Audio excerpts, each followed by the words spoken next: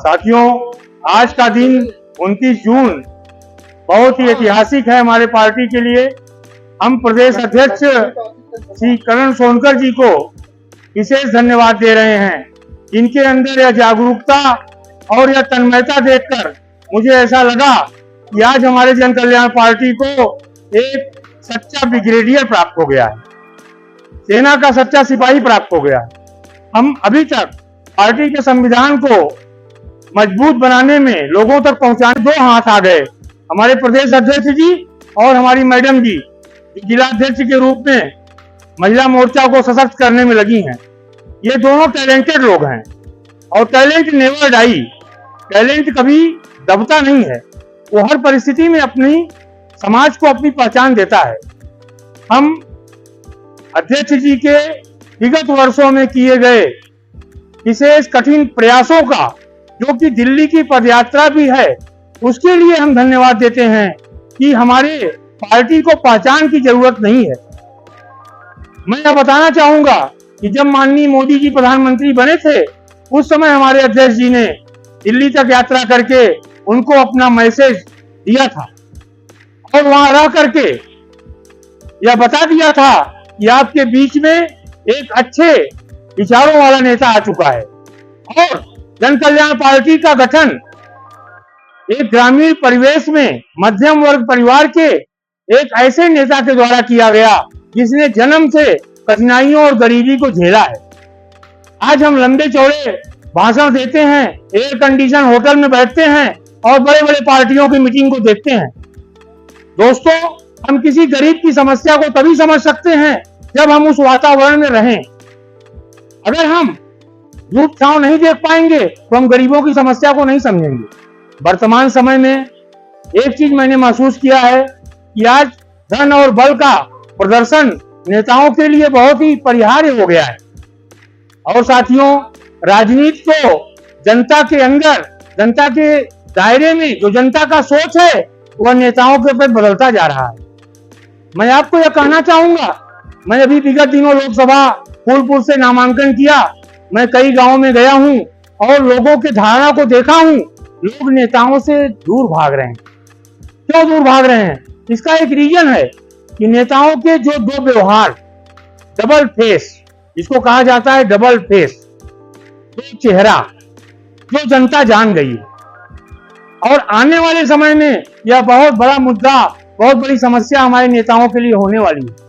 अगर हम जो चीज कहें उसको करें और जनता के बीच में इस तरह जाएं कि जनता आपको भगवान की तरह पूजे। साथियों, आपने देखा होगा अभी हाल में चुनाव हुए और आपने रायबरेली में भी देखा होगा कि माननीय राहुल गांधी जी कितने वोटों से जीत गए। आपने स्मृति ईरानी को हारते हुए भी देखा अमेठी से। बहुत जगह परिवर्तन की लहर को देखा। इसका रीजन क्या है? इसका रीजन यह है कि जनता उनसे बिल्कुल आश्वस्त नहीं है और जनता को बताने की जरूरत उन्होंने समझा ही नहीं। कोई भी नेता जन्मजात नेता नहीं होता है। मैं आपको बताना चाहूंगा, हम अपने कर्तव्यों से, अपने कर्मों से समाज को सही दिशा निर्देश दे सकते हैं और एक अच्छे नेता के रूप में हम सच्चा सेवक बन सकते हैं। नेताओं की जो दायरा है कि हम फॉर्च्यूनर गाड़ी से ही घूमें, इसको भूल जाइए। फॉर्च्यूनर गाड़ी से घूमने से अगर आप पैसे वाले ही नेता बनते तो आज जो है मुकेश अंबानी भारत के प्रधानमंत्री होते। मैं कहना चाहता हूं, केवल धन के प्रदर्शन से राजनीति के ऊंचाइयों पर नहीं पहुंचा जा सकता। दुनिया के सबसे धनी लोग जो किसी नेतागिरी के पद पर नहीं है, क्यों नहीं है? इसका रीजन है कि वह जानते हैं कि हम नेतागिरी नहीं कर सकते। अगर हम नेतागिरी करेंगे तो हम बिजनेसमैन नहीं बन सकते। साथियों, हमें जन जन तक जाना होगा, जन कल्याण का संदेश पहुंचाना होगा। हमारी जो पार्टी का मैनिफेस्टो है उसको हमें समझाना होगा। हम मनोज कुमार सिंह जी से भी अनुरोध करेंगे कि अब कुछ समय ही बचा है, उपचुनाव सामने है। पहले हम लोग इस उपचुनाव की जो सीट है हमारी फूलपुर की, उसको हम मनोज जी से अनुरोध करेंगे कि पूरे दमखम के साथ लग जाइए।